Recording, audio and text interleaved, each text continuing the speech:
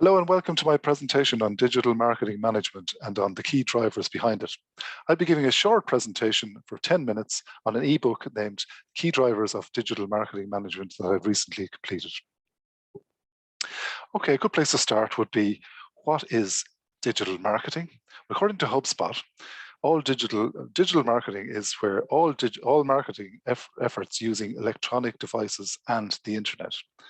It contrasts largely with traditional methods such as printed and display marketing that you see on billboards and TVs, for example. How it evolved over the years, really, the birthplace of it really was in the 1990s, where it was all focused on getting the best search engine, the most complete search engine. And we know that Google actually won that race. Then with the .com bust, a lot of re-evaluation took place and the market changed again, and there was more of a focus then on social media platforms. Like LinkedIn was formed in 2002 and Facebook in 2006 and so on, so that they all developed their all different platforms where digital marketing could evolve and accelerate. Then this moved then from the 2000 into the 2010s, whereby the focus is more on mobile apps and mobile marketing, where a lot of in-app activity and sharing of apps and downloading of apps took place. And that was another means of how to actually get your product out into the marketplace. At the moment, it's in the 2020s, it would be described, I suppose, as a more integrated approach, whereby bringing a lot of different channels together and forming an integrated response based on your marketing efforts and on the market and the profiling that has been done. So there's an awful lot of work gone on behind the scenes to get to where we are today.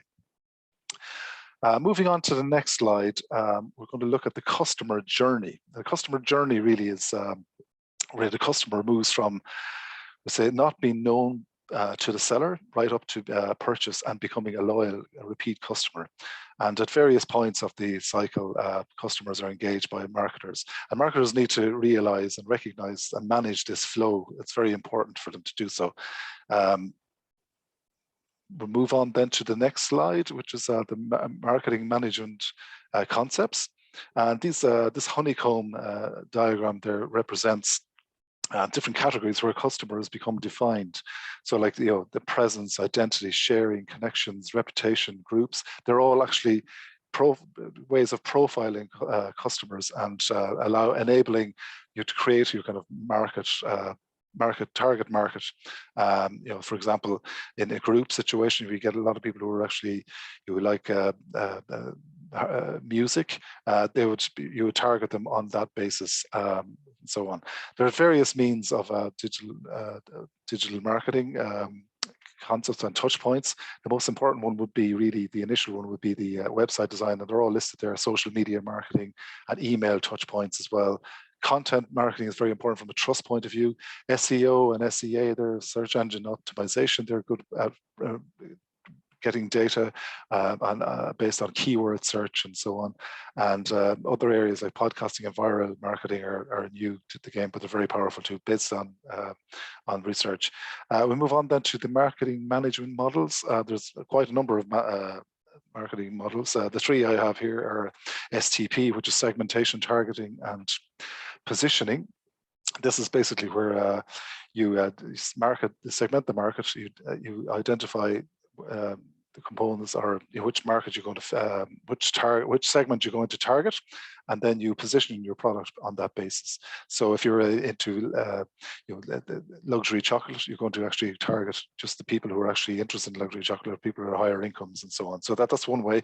The 7 Ps then is a concept really that where you have product, price, place, and promotion, with people, process, and physical location as well. Ryanair would be an example of that. They've very strong on all that whole area on the PR side, and also they're specifically in low their product is low fares and no frills, a very low price, and their people tend to be kind of a demographic. They're single young people who are actually quite happy to pay for their own uniform and so on.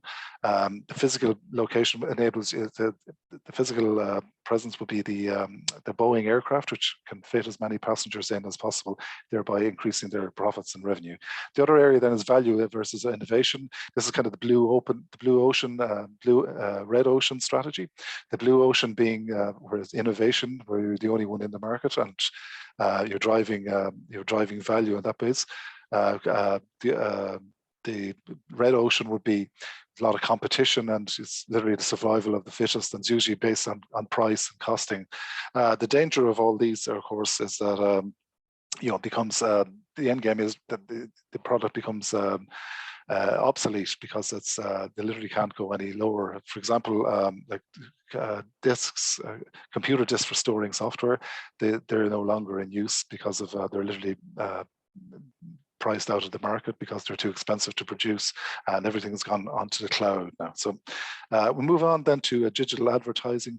Digital advertising is where we look at the different ways that we can get our message across and advertise through banner ads on rich media, the interstitial ads, and video ads, which are all very powerful at engaging a customer while they're actually browsing and so on and shopping.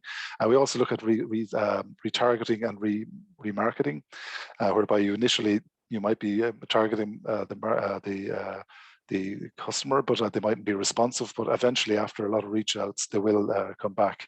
Areas we look at too is also the paid advertising, which is like PPC, and owned advertising, which is like whereby you own a very popular location and everybody comes to it, and these tend to be your customers who get attracted to that. And then the earned one, which is one everybody wants, is whereby you're actually get a good word of mouth, and you've built a good brand around that. We'll move on then to selling digital media. Most popular items actually in the digital realm to be sold would be software, ebooks, audio files, games, photography, and video. All this type of content is very useful and very portable, and it's very easy to get to share on the internet. They also can be used as part of a ongoing campaign to build content and trust with your audience. Move on then to managing and evaluating campaigns. This is literally asking ourselves, is our campaign working or is it not? And customer behavior really evolves from the physical location right through to the digital. And we have been able to build up a lot of data based on customer activity on our websites and social media platforms and so on. When we're trying to be objective in our analysis, we need to adopt the SMART approach, which is like be specific, have measurable, actionable, realistic, and time-bound goals, so you can measure it properly. Also show that we're talking to the customer at all different levels, not just selling to them. We're also speaking to them, talking to them, engaging them, serving them a need, or fulfilling a problem that they have, or solving a problem that they have, and saving them money, and also exciting them so that they want to they want to buy your product. That's where the sizzle comes in. So there's a lot of different ways of measuring performance. Really look at the KPIs. Have we hit the KPIs? And how do we analyze that data? And different tools like Google Analytics and Facebook Analytics can enable us to do that. And finally, just move on to the lessons learned for me this course.